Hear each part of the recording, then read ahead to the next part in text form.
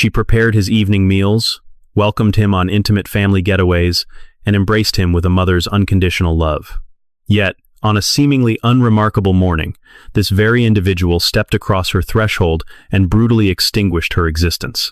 For 23 subsequent years, he shared tables with her grieving child, offered comforting embraces at social gatherings, stared directly into her tear-filled eyes, and expressed his deepest condolences. The facade was flawless. Not a single soul harbored even a shadow of doubt. The most chilling aspect? He came terrifyingly close to evading justice entirely. What follows is the tragic account of a matriarch whose boundless compassion lured a predator into her inner circle. A devoted spouse who suffocated for 16 agonizing years beneath the heavy shadow of an unearned murder accusation. A devastated daughter who unwittingly exchanged smiles with the monster who eradicated her universe, alongside a solitary, discarded plastic flask that ultimately shattered his perfect illusion. Consider yourself forewarned. The labyrinthine turns of this investigation defy all conventional logic, plunging into depths of betrayal rarely witnessed. For those who fiercely maintain that buried secrets inevitably claw their way back to the surface, prepare yourselves for the descent. Remain intensely vigilant as this terrifying narrative unfolds, for harrowing truths of this magnitude command our absolute, unwavering attention. We must trace these bloody footprints back to their absolute origin. Wednesday, May 2nd, the year 2001. A pristine, sun-drenched morning was unfolding along Drummond Avenue, an idyllic, canopy-shaded corridor nestled within Chevy Chase, Maryland. It stood as a bastion of suburban tranquility, a picturesque enclave entirely insulated from the world's darkness. Pristine wooden barriers bordered flawless landscaping, while commuting professionals exchanged friendly morning greetings. Its violence statistics remained virtually non-existent on a national scale. In this sanctuary, security was not merely an emotion. It was considered an unbreakable guarantee. Behind a crimson masonry facade resided Leslie Pryor and her spouse Carl, affectionately known by locals as Sandy. Their marital bond was approaching its third decade. Their 23-year-old offspring, Lauren, had blossomed within those very walls, though higher education had temporarily relocated her elsewhere. Acquaintances universally described Leslie as a radiant force capable of elevating any room she entered. She possessed an undeniable allure, boundless charity, and captivating warmth. She was the maternal figure endlessly championing her child in corporate corridors, the local resident offering perpetual encouragement, and the devoted partner anchored steadfastly beside her beloved. As the clock neared 7:45, Sandy pressed an affectionate farewell against his wife's cheek before departing for his professional duties. Bathed in the soft dawn illumination, she lingered near the entryway, mentally preparing for her upcoming schedule. Her professional life was anchored as an executive representative at Specialties Incorporated, an intimate promotional firm situated in the heart of Washington, D.C.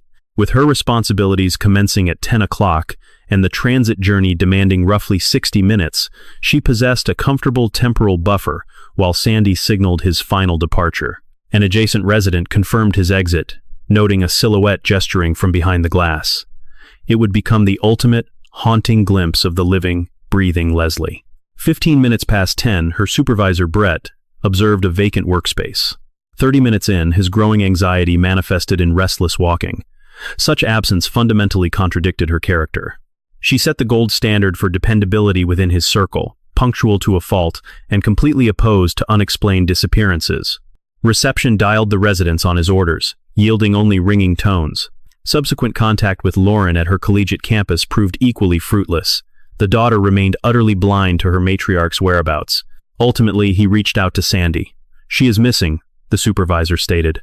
"That is incredibly alarming, Brett," Sandy responded. An unmistakable tension vibrated through the receiver, a distinct harbinger of dread. Both men instantly abandoned their respective workplaces in a synchronized rush of panic. Their desperate sprint back to Drummond Avenue concluded near 25 minutes before noon. Brett, securing the lead, struck the primary entryway. Zero response met his strikes. The glass panes revealed nothing but stagnant, suffocating quiet. Sandy's subsequent arrival saw him clutching metallic access, a completely unnecessary precaution.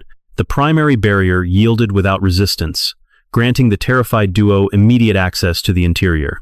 The scene waiting beyond the threshold shattered their reality. Crimson stained the entryway, Not merely a few drops, but a catastrophic exhibition, painting violent streaks across vertical surfaces and drenching the lower trim.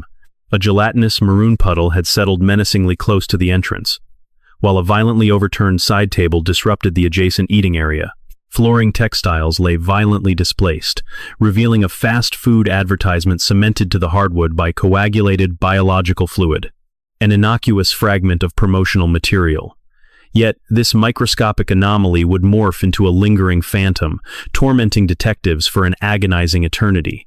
Paralysis gripped Brett. "Dear God," he murmured, "we must contact the authorities immediately." Sandy bypassed hesitation entirely. He tore furiously through the corridors, screaming his wife's moniker across both levels, frantically penetrating every single chamber. The family canine was discovered imprisoned in the subterranean level, producing terrified vocalizations, yet the matriarch remained invisible. A cursory glance from the primary suite's threshold revealed nothing. Order appeared undisturbed within those sleeping quarters. Crucially, the washrooms went completely uninspected. Descending the staircase, he discovered Brett actively engaged with 911 dispatchers. The supervisor conveyed the gruesome entryway discovery, suggesting a potentially devastating incident had occurred. Reporting the spouse's frantic search, the operator sternly commanded an immediate evacuation, strictly prohibiting any contact with the environment. Mandated to await tactical units, the men seized the trembling pet and retreated to the exterior grass. Roughly 7 minutes evaporated before a cruiser materialized. Uniformed responders unholstered their firearms, breaching the residence with tactical precision. A mere 5, perhaps 10 agonizing minutes crawled by. That brief interval sealed a lifetime of trauma. Officer Barnett re-emerged, his pallid complexion broadcasting the catastrophic truth well before a single syllable escaped. "Mr. Pryor, sir, your spouse is deceased." The widower shattered completely. Anchored on his own property, enveloped by a flawless vernal afternoon, his entire reality disintegrated. Ascending to the primary ensuite, authorities uncovered Leslie's grim remains. Positioned prone within the bathing enclosure, her lower extremities protruded awkwardly over a thin, pooling layer of moisture. Her attacker had carelessly discarded her in that spot. Yet, the truly chilling aspect that haunted investigators from day one was something else entirely. The perimeter remained entirely unbreached. No shattered glass, no splintered frames, and absolutely zero missing valuables. This perpetrator never forced their way inside. They were invited. Leslie unlatched the threshold for her own murderer. This was a familiar face. She felt safe with him. A fatal vulnerability he exploited with brutality so extreme it left veteran detectives utterly speechless. 48 hours later, the medical examiner's report permanently obliterated the fleeting theory of a tragic mishap. 7 profound gashes marked the victim's skull, perfectly mirroring the angular edges of the entryway's wooden trim. The assailant forcefully took her down, repeatedly and viciously, driving her cranium against the hardwood. Dark contusions patterned her upper body, detailing a desperate physical altercation. Petechial bleeding strongly indicated death by manual asphyxiation. A fractured hyoid bone provided a haunting realization she was conscious and breathing when the fatal grip tightened. Her demise was agonizingly prolonged. Leslie battled back with absolute ferocity, managing to claw at her attacker during the struggle. Scraping furiously against his flesh, she managed to extract crucial microscopic evidence. Microscopic biological remnants were preserved within an evidence pouch, laying dormant for more than 20 years. Following the fatal chokehold near the entrance, the culprit hauled her lifeless form up the staircase toward the primary suite. Positioning her beneath the showerhead, he unleashed blistering temperatures in a desperate bid to eradicate forensic ties. The flow proved so intense it caused post-mortem thermal injuries. Returning to the lower level, a methodical sanitation process commenced. Crimson spatter was erased from the drywall, and the base of the steps thoroughly sanitized. Basins, washrooms, and entry knobs were all meticulously scoured. Yet, the most disturbing revelation remained hidden. Crime scene technicians eventually realized the chemical agents utilized during the cover-up belonged nowhere on the property. The perpetrator transported his own supplies, arriving with a premeditated plan. However, despite this chilling foresight, careless errors occurred. Crimson residue stained the molding below a formal dining window, while a solitary droplet marked the culinary threshold, alongside a careless swipe near the rear exit. 3 distinct biological markers. 3 vital drops of the assailant's DNA intertwined with the victim's, abandoned during a frantic escape. Detectives theorized this precise sequence of events. When Sandy and Brett pulled up at 11:35, the monster was likely still lingering indoors. The sound of their arrival likely triggered pure terror, prompting a desperate scramble toward a side glass pane. Depositing a droplet on the trim, he realized the exit was completely impassable. Sprinting past the stove, shedding another crucial biological clue at the threshold, he forced his way out the patio entrance, leaving a crimson signature on the brass. He vanished into the shadows, but hardly without a trace. The deceased had guaranteed his exposure through her defiant scratching. However, this investigation soon spirals into a deeply infuriating psychological nightmare. Rather than pursuing the phantom genetic profile staining the property, law enforcement developed absolute tunnel vision regarding someone entirely disconnected from the brutality: the spouse. A shattered, mourning, entirely blameless man. Standard homicide protocols dictate scrutinizing the romantic partner immediately, making Sandy Pryor the primary focal point. Superficially, several peculiar details immediately triggered law enforcement's suspicion. While he scoured the residence, he inexplicably bypassed the exact washroom concealing his wife's corpse. Coagulated crimson fluid adhered to a local takeout menu, leading forensics to argue the fatal assault occurred hours before the husband's stated alibi window. Probing the marital dynamic revealed glaring imperfections, specifically regarding the victim's quiet battle with alcoholism. The widower confessed to turbulent evenings, recalling a heated dispute where a physical confrontation caused her to strike the plaster. Expressing deep remorse, he swore the incident was isolated. Investigators, however, weaponized every marital fracture. Exactly 22 days post-mortem, authorities dragged the widower into an interrogation room. The ensuing psychological warfare was brutally relentless. The narrative was set. Everyone knew the true culprit. The interrogator cornered him, insisting the truth was obvious, demanding he end the charade to escape his own waking nightmare.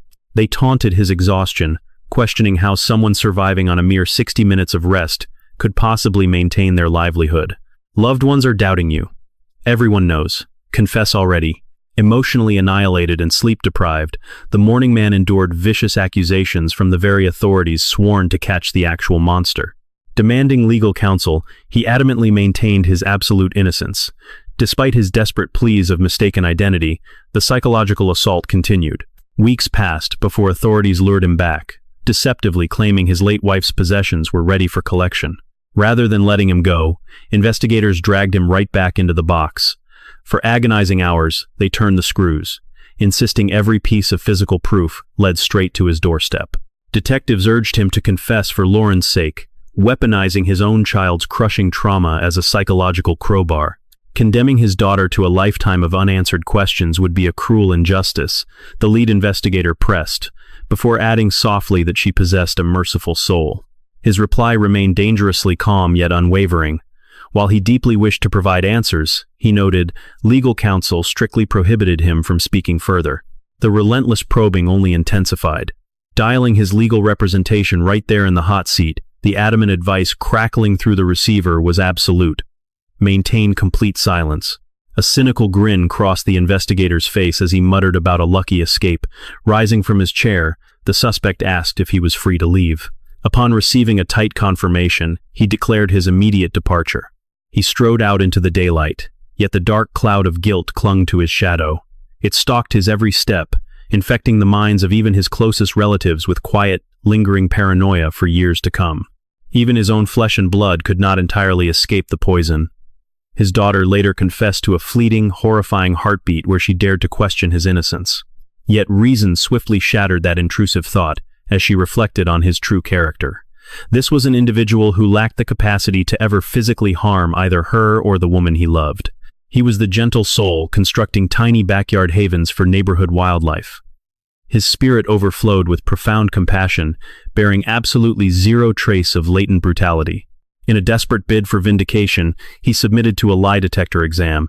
The machine ruled deception. Though notoriously flawed, those disastrous polygraph readings acted as an accelerant on already raging speculations. Neighborhood gossip mutated into quiet convictions, while local headlines painted a damning, unspoken narrative. He was condemned to exist beneath that suffocating veil of suspicion until his final breath. Should you find yourself drawn into the dark labyrinth of unresolved mysteries, our archives hold dozens of similarly chilling investigative deep dives. We unravel tales of the wrongfully accused, predators lurking among the mundane, and retribution delayed by decades. Access points to these dark narratives lie waiting in the provided text below. Save those harrowing journeys for later, and keep your focus locked here. The upcoming twist in this grim timeline defies all rational expectation. Several long months following the brutal slaying, laboratory forensics finally yielded genetic profiles, violently shifting the trajectory of the entire investigation, or so logic dictated. The cellular material scraped from beneath the victim's fingernails' flesh, torn desperately from her assailant during her final struggle, pointed to a completely unidentified man. It entirely excluded her husband. Crimson droplets scattered across 3 distinct crime scene zones concealed beneath the dining area trim, splashed across the culinary entryway, and smeared on the rear exit told a similar story. Every single biological trace originated from that same nameless phantom, clearing the grieving widower entirely. Through the cold, hard lens of modern science, his absolute innocence was an undeniable fact. Yet reality held a far more devastating psychological twist. Forensic exoneration could not erase the invisible stain of public doubt. Vicious rumors merely evolved, with onlookers muttering theories of a contracted hitman. Speculation of a co-conspirator festered. The dark blemish on his reputation became permanent, driving investigators to harvest genetic swabs from anyone dwelling within the victim's social orbit. Somewhere between 18 and 24 individuals comprising peers, adjacent residents, colleagues, and blood relatives were tested. One by one, science completely ruled them out. This faceless phantom evaded all national registries. He was a ghost in the machine, devoid of any prior severe criminal history that would legally compel a biometric profile. Momentum slammed into a brick wall, plunging the inquiry into an agonizing glacial freeze. Across the span of 21 long years, the grim dossier of her slaughter was left to decay in silent archives. Roughly every 10 years, fresh sets of eyes would dust off the boxes, hunt down a fragile new thread, only to inevitably collide with another dead end. By 2010, a chilling memory resurfaced. The daughter recalled a local resident whose interactions with her mother consistently bordered on unsettlingly inappropriate. He possessed a habit of making unnerving remarks, frequently commenting on how clearly the young woman had inherited her mother's physical beauty. Authorities aggressively cornered the man and extracted his genetic material. The comparison failed. It was simply one more frustrating hallucination of progress, locking yet another door. The surviving daughter maintained a desperate, lifelong vigil with law enforcement, praying for a breakthrough that stubbornly refused to materialize. Then, the year 2017 claimed her father's life. The printed memorial noted his utter inability to heal after his spouse's brutal departure. His child, however, captured the tragedy far more starkly. A shattered heart ultimately stopped beating. He descended into the earth carrying the crushing weight of public suspicion, forever denied the righteous opportunity to restore his stolen honor. Retribution eluded him entirely. He perished without ever uncovering the identity of the monster who breached his sanctuary on that cursed May dawn, viciously stealing his soulmate. That harrowing reality alone breeds an almost suffocating sense of outrage. Yet, the darkest chapters of this narrative were still waiting to be written. Although the accused widower had passed on, forensic technology was quietly evolving into a formidable weapon. Meanwhile, the arrogant predator living a comfortable lie remained completely blind to the approaching storm. During the year 2022, more than 2 decades removed from the bloodbath, a specialized unit dedicated to frozen investigations was forged within the local county precinct. A relentless pair of female investigators inherited the sprawling enigma, dragging the decayed, forgotten manila folders back into the light. They resurrected sealed evidentiary plastic and heavily degraded biological profiles that had slumbered in temperature-controlled vaults for a generation. Together, they spearheaded an unprecedented scientific maneuver entirely foreign to their state's judicial history, the implementation of forensic familial tracing. This highly controversial, yet brutally effective tactic had already begun dismantling impossible mysteries and rewriting the rules of modern sleuthing nationwide. It echoed the exact technological miracle that finally caged California's most prolific serial predator after eras of unchecked horror. The underlying mechanics are deceptively elegant, yet profoundly revolutionary. Investigators feed an anonymous genetic sequence into commercial ancestry networks, the very same online hubs civilian hobbyists browse to uncover their historical lineage. In almost every instance, the sprawling web triggers a match, revealing a faintly connected bloodline cousin. Armed with that microscopic thread, analysts painstakingly reconstruct massive ancestral charts, systematically eliminating individuals based on birth eras, geographical proximity, and logical ties to the grim crime scene. By the fall of 2022, detectives handed over the biological evidence genetic material fiercely guarded beneath Leslie's fingernails to the specialists at Othram Incorporated. Scientists initiated advanced forensic genetic profiling. This marked an unprecedented technological milestone for Maryland law enforcement, and incredibly, it yielded a breakthrough. Analysts detected overlapping chromosomal sequences, pointing to a citizen residing in Romania, a remote branch on the perpetrator's family tree. This unsuspecting civilian had casually uploaded their genetic profile to a public ancestry platform, merely curious about their heritage. They remained utterly oblivious that their simple swab had just shattered the icy stillness of a 21-year-old transcontinental murder investigation. Anchored by that lone Romanian connection, authorities meticulously constructed an elaborate genealogical web, assembling the bloodline person by agonizing person. 2 grueling years of forensic ancestry followed, tracking international lineages and systematically eliminating hundreds of potential suspects from the sprawling genetic map. Then, on a mundane afternoon in 2024, an investigator spotted a specific moniker buried within the lineage, a discovery so shocking it prompted an audible gasp across the precinct. The surname was Gligor. Immediately, her colleagues snapped to attention. That precise identity haunted the dusty pages of the initial investigation. Dragging out the archived boxes confirmed their darkest suspicions. Back in January 2002, a mere 9 months following the brutal slaying, a local resident had phoned the precinct with crucial intelligence. The caller voiced deep unease regarding a local youth, Eugene Gligor, suggesting he harbored a sinister tie to Leslie Preer's gruesome demise. This informant highlighted a troubling pattern. Law enforcement repeatedly responding to the Gligor residence for rampant substance abuse, illicit drinking, and neighborhood disturbances. Eugene was intimately tethered to the victims, having dated their own child. Yet, inexplicably, the original detectives let the lead turn to ash. Authorities never brought him into the interrogation room, never requested a biological swab, and failed to conduct even a cursory interview. That critical tip languished beneath mountains of bureaucratic clutter for 22 years. A simple mouth swab in 2002 could have closed this nightmare in mere days. Instead, 20 agonizing years slipped away, allowing an innocent man to carry the weight of suspicion to his grave. But suddenly, the shadows were lifting. Law enforcement was absolutely determined not to let this phantom slip through their fingers a second time. Fast forward to 2024. 44-year-old Eugene Gligor enjoyed a privileged existence in Washington, D.C.'s affluent U Street district, ironically employed as a sales executive for a security surveillance firm. A chillingly poetic career choice, given that the watchful eyes of the state were now firmly fixed upon him. To the outside world, he represented an inspiring redemption arc, having successfully conquered a severe, years-long battle with severe alcoholism.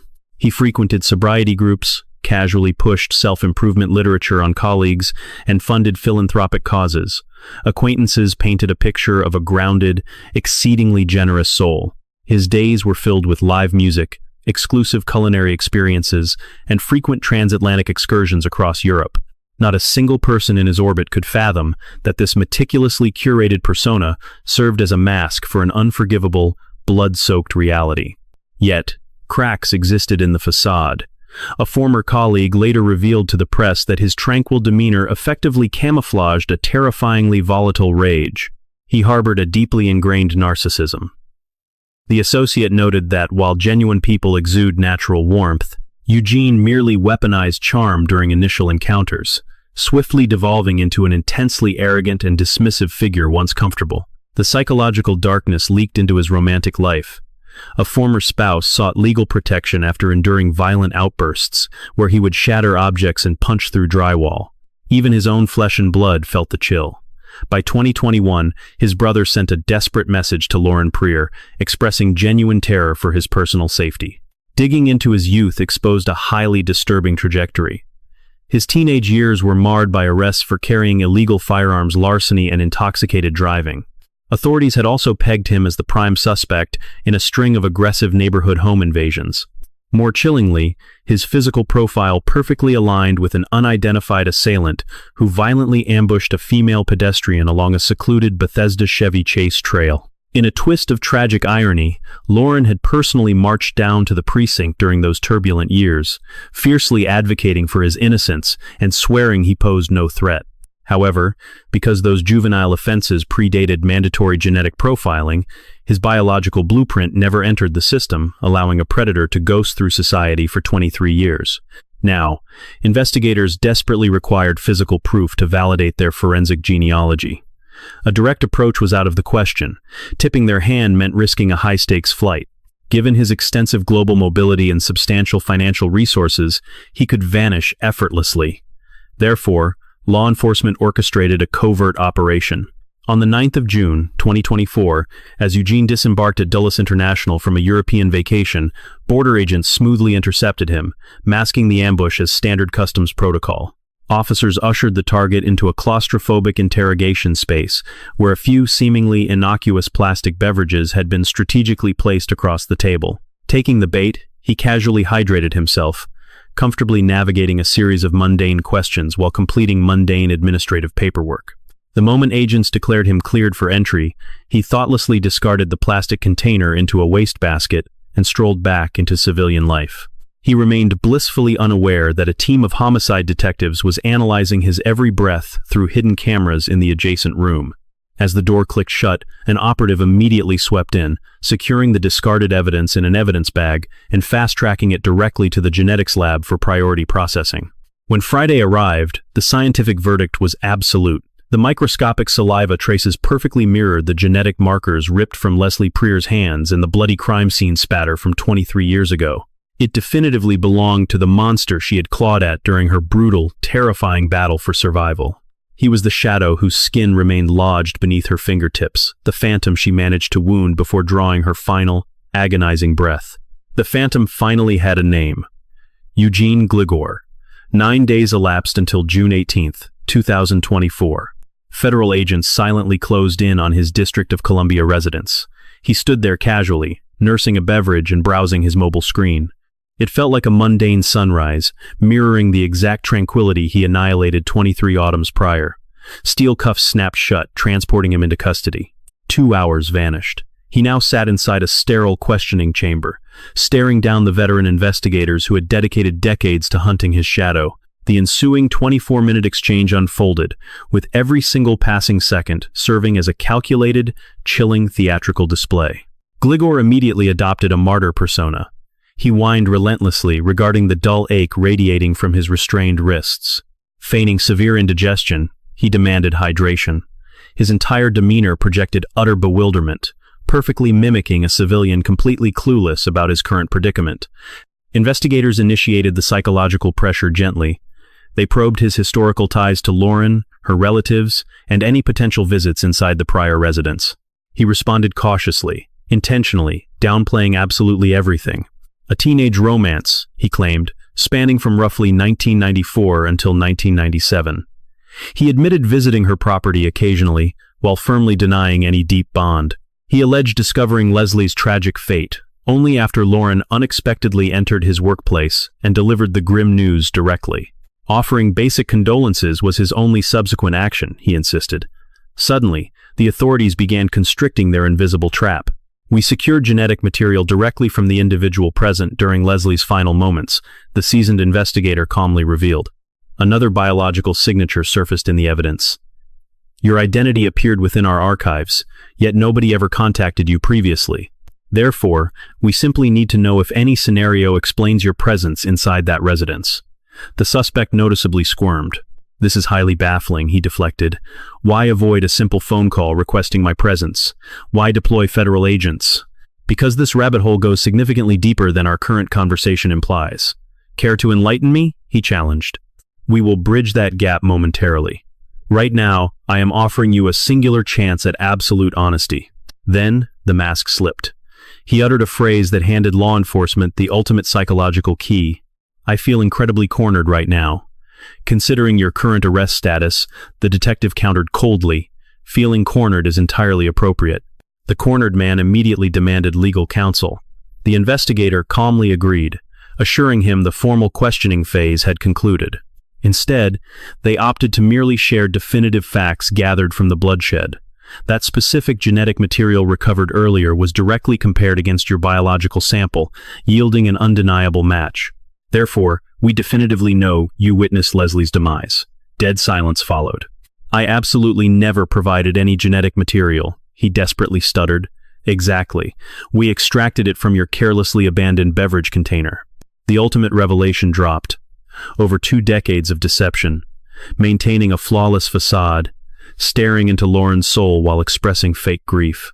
That entire elaborate lie unraveled because of one hastily discarded plastic bottle inside an aviation terminal receptacle. Words completely escape me right now, he breathed weakly. My mind is utterly blank. I remember absolutely nothing. The subsequent display ranked among the most painfully artificial spectacles ever captured on precinct cameras. He forced a pathetic weep. Tremors overtook his limbs, while his tone violently quivered. He meticulously projected total psychological collapse. Yet, the investigator spotted a glaring flaw. Your eyes are completely devoid of actual moisture. The suspect instantly grew defensive. My body is severely depleted of fluids. I am incredibly thirsty and fully dehydrated. You must notice these reddened pupils. The veteran cop remained utterly stone-faced. This feels incredibly fabricated. Is this a joke? The suspect vehemently erupted. Are you completely insane? You are entirely delusional. This is law enforcement. To you people, guilt is automatically presumed over innocence. Well, sweetheart, the officer softly countered, your biology coded the crime location. That justifies it. Those precise, crushing syllables lingered heavily in that claustrophobic space, echoing like a final verdict. He rapidly rotated through calculated emotions, manufactured weeping, sudden hostility, and pathetic victimization. He weaponized his past sobriety battles and traumatic upbringing as shields, continuously reiterating a complete psychological blackout regarding the event. He chanted this defensive mantra endlessly. My memory is empty. I cannot recall. My mind holds zero context. Yet, until explicitly prompted by his interrogator, he completely avoided proclaiming basic innocence. You constantly claim amnesia, the officer noted. However, a truly uninvolved party would vehemently scream their absolute innocence. Instantly, the trapped man desperately altered his psychological playbook.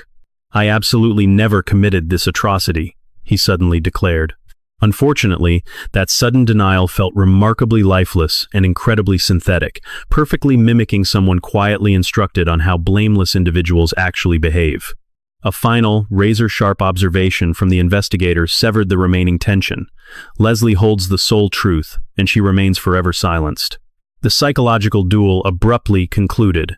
Authorities officially indicted him for premeditated homicide. Dialing Lauren later that afternoon, Detective Tara strongly advised securing a seat and some hydration.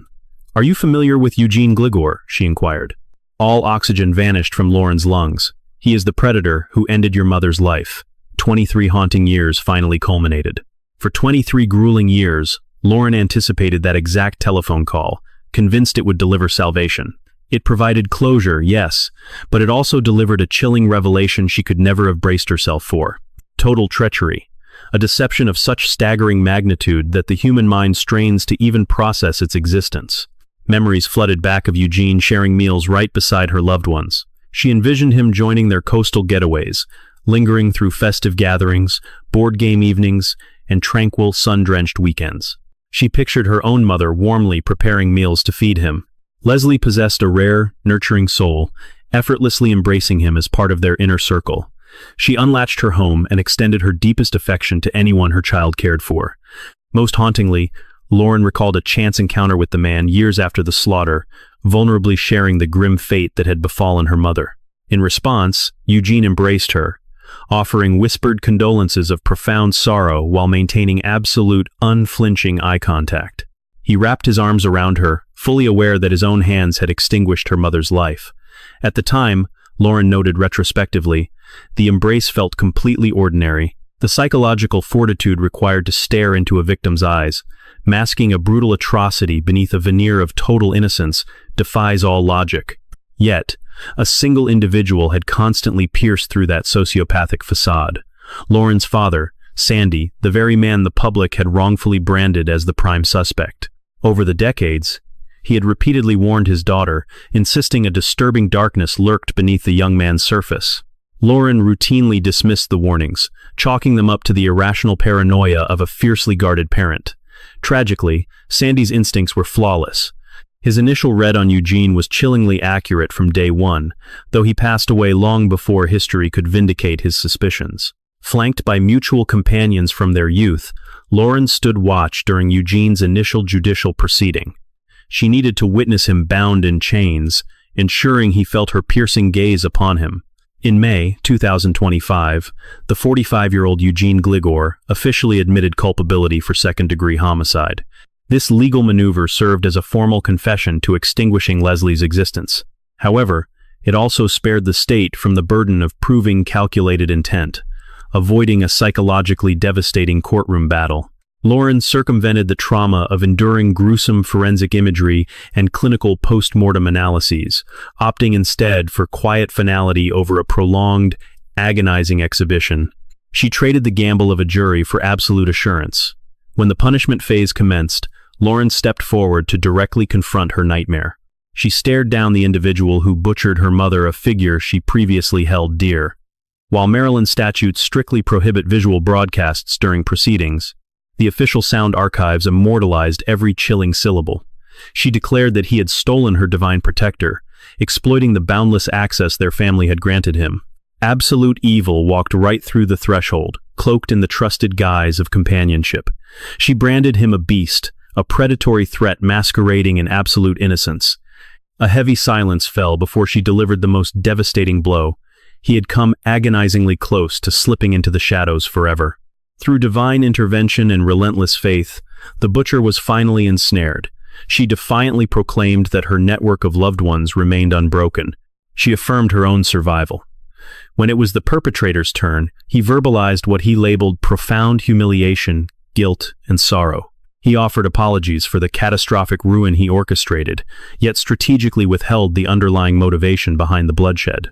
To Lauren, the mere sound of his vocal cords vibrating felt deeply sinister, echoing with a demonic, hollow quality that lacked all humanity. Each instance he dared to utter her identity, or that of her slain mother, a visceral urge to shriek tore through her very soul. The magistrate handed down a 30-year term, halting all but 22 years of it, followed by 5 years of monitored parole. He will be nearing his 70th year before tasting freedom again. A hush fell over the gallery as the state's attorney delivered a crushing proclamation. Sandy Pryor had been unjustly condemned to an existence devoid of his soulmate and deepest confidant. Sandy perished beneath a suffocating shroud of public doubt, while Lauren inherited a permanent reality utterly robbed of her maternal anchor. This invisible prison of endless grief and torment will bind her until her final breath. The mystery remains absolute. No rational explanation exists for why Eugene Gligor infiltrated that residence on May 2, 2001, extinguishing a matriarch who showed him only pure benevolence. The rationale remains entirely concealed from law enforcement, the judicial system, and most cruelly, from Lauren herself. Investigators strongly theorize a botched home invasion, given the perpetrator's documented criminal past involving illicit entry. He possessed intimate knowledge of the property's layout. Aware of their habit of leaving the rear entryway unsecured, he likely operated under the assumption the premises were completely abandoned. Alternatively, he could have approached the main entrance, prompting Leslie to freely grant access upon recognizing a trusted associate. Perhaps the facade shattered when she uncovered his true, sinister intentions, sending the intruder into a desperate, chaotic frenzy. Armed with his identity, physical features, and residence, she was a guaranteed witness for law enforcement, driving him to commit an unspeakable atrocity, though even this hypothesis contains glaring inconsistencies. Had theft been the objective, why did valuables remain untouched? If this was a calculated execution, why arrive utterly unarmed? Conversely, if the violence erupted impulsively, how does one explain the presence of sanitation chemicals? The genuine narrative is permanently imprisoned within a single, twisted psyche, a psychological vault he refuses to unlock. Yet, one terrifying truth remains undeniable. Leslie Pryor refused to surrender to the darkness without a ferocious struggle. She battled her executioner fiercely, using her dying breaths to violently lash out at the phantom draining her existence. She managed to rip microscopic fragments of flesh from her attacker biological anchors that languished inside a sterile police vault for 23 agonizing years. They waited patiently for forensic technology to outsmart an arrogant predator who believed the clock was his ultimate shield, finally vindicating Sandy Pryor, the devoted husband forced to endure a lifetime of baseless accusation. He passed away before the world caught up, but his chilling instincts were absolutely flawless. Long before the whispers began, Sandy had stared deep into his daughter's eyes, warning her of a dark fracture within that young man. Tragically, he went to his grave before witnessing his intuition become undeniable fact. This investigation ultimately cemented itself in the archives as the inaugural Maryland mystery fractured wide open by the science of genetic genealogy. It was a revolutionary method that would subsequently unearth the buried truths of hundreds of forgotten investigations sweeping across the nation. Yet, this revelation materialized solely through the sheer will of three relentless women. Foremost among them was Lauren Pryor, a survivor whose unyielding faith refused to break. She was flanked by a pair of seasoned investigators who scoured the absolute darkest corners of humanity to drag a phantom into the unforgiving light. Tucked away in a quiet spare room, Lauren guards a weathered photograph of her mother and father. For countless nights, she stared into their frozen faces, breathing a solemn vow to eventually uncover the truth. Today, meeting their gaze carries an entirely new weight. She can finally whisper the words that eluded her for decades, declaring that retribution has been served. 23 agonizing orbits of the sun. That is the exact duration a predator masqueraded as an ordinary neighbor. However, buried secrets possess an unrelenting gravity. It strips away the illusion of time, the distance of flight, and the elaborate masks woven for the public, inevitably hunting down those who believe they have escaped. And in this chilling narrative, the fatal slip was nothing more than a discarded bottle of water. Now, I turn the lens toward your perspective. Had Sandy simply breathed through a few more fleeting seasons, he would have witnessed his reputation cleansed and the true architect of this nightmare held accountable. How might that exoneration have reshaped his final chapters? Yet, there is a distinctly unsettling detail woven into this tragedy that continues to gnaw at the back of my mind. For well over 2 decades, Eugene seamlessly integrated himself into shared meals, social circles, and even the somber memorial, locking eyes with Lauren while harboring the grotesque reality of what his own hands had done. What precise psychological makeup allows a human to wear such a flawless mask of deception? And ultimately, we are left with the most agonizing, impenetrable mystery of all. What compelled Eugene Gligor to cross that familiar threshold and extinguish the life of a woman who offered him nothing but maternal warmth? Share your theories in the discussion below. Every single perspective shared is thoroughly examined. Should this dark journey have resonated with you, sparking a visceral reaction, I ask for a singular gesture in return. Engage with that like button to amplify this narrative, and forward this deep dive to anyone fascinated by the relentless pursuit of answers. Furthermore, if you remain unconnected, consider subscribing to our ongoing series as we unpack similarly profound psychological mysteries each and every week. These are the labyrinths designed to challenge your perceptions, stir your deepest emotions, and serve as a chilling reminder that the arc of justice always bends back to the truth. We will dissect another enigma together very soon.